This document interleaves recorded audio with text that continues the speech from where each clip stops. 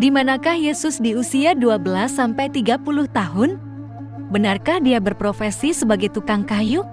Kitab Injil memang tidak menuliskan secara rinci tentang kehidupan Yesus di usia 12-30 tahun. Kitab Injil hanya menuliskan kelahirannya dan saat ia berumur 12 tahun dan kemudian dikisahkan kembali setelah dia telah berumur 30 tahun dan mengajar, tidak dikisahkan antaranya.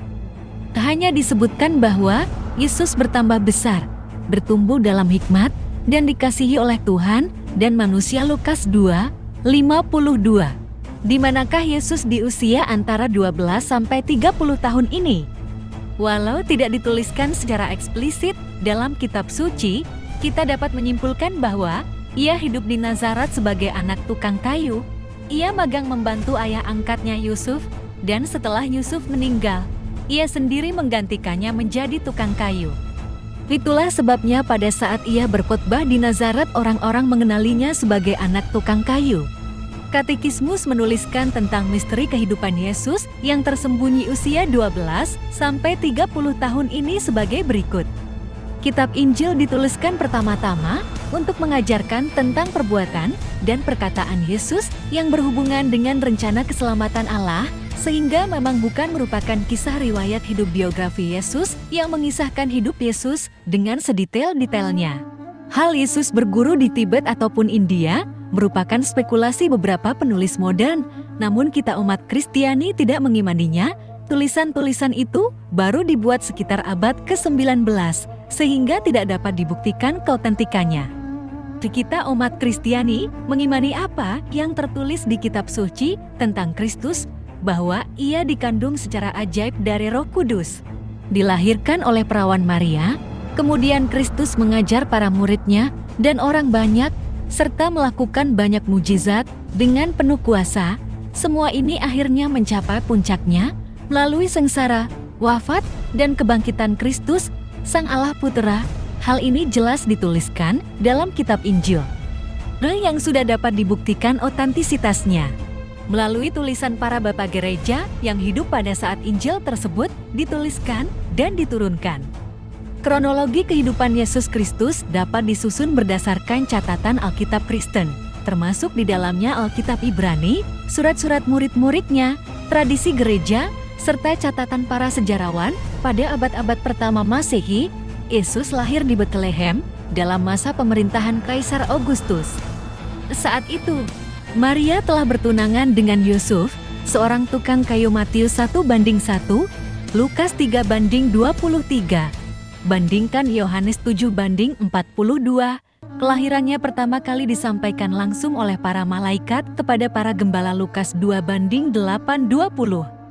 Orang-orang Majus dari timur datang ke Betlehem untuk melihat dan menyembah Dia yang telah lahir sebagai raja orang Yahudi dengan membawa hadiah. Matius 2:1-12.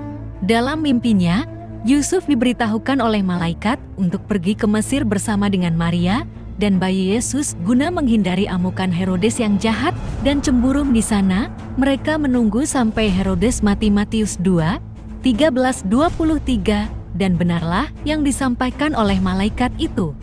Ketika mereka berada di Mesir, Herodes membantai semua bayi laki-laki orang Israel di Betlehem. Saat mereka kembali, mereka tinggal di Nazaret, di wilayah Galilea. Matius 2:23. Bandingkan Lukas 4:16, Yohanes 1:46, dan seterusnya. Pada umur 12 tahun, ia pergi ke Yerusalem merayakan hari raya bersama dengan orang tuanya.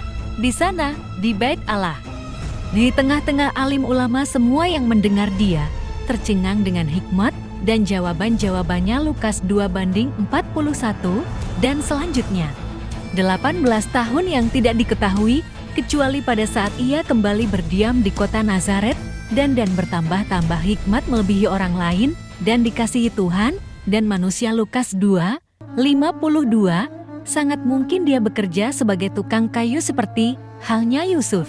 Dia memulai pelayanan ketika berumur kira-kira 30 tahun. Dipercayai bahwa pelayanannya berlangsung selama 3 tahun. Tiap tahunnya mempunyai kejadian tersendiri.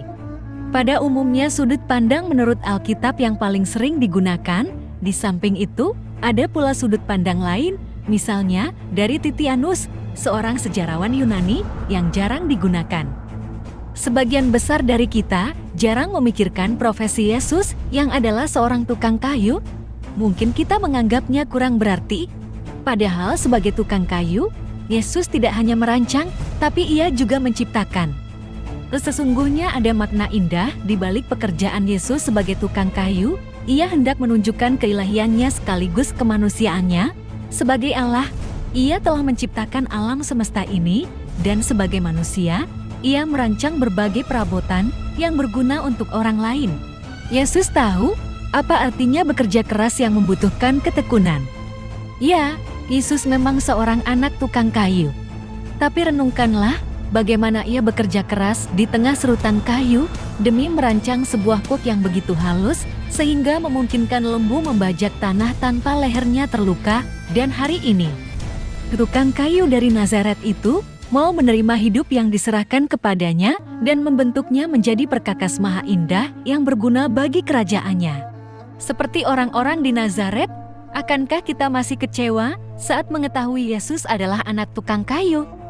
Jika saja kita menyadari betapa kerasnya Yesus bekerja mengasah kayu demi menciptakan barang-barang berguna, kita pasti bersedia menghargai betapa kerasnya usaha dan jerih payah kita.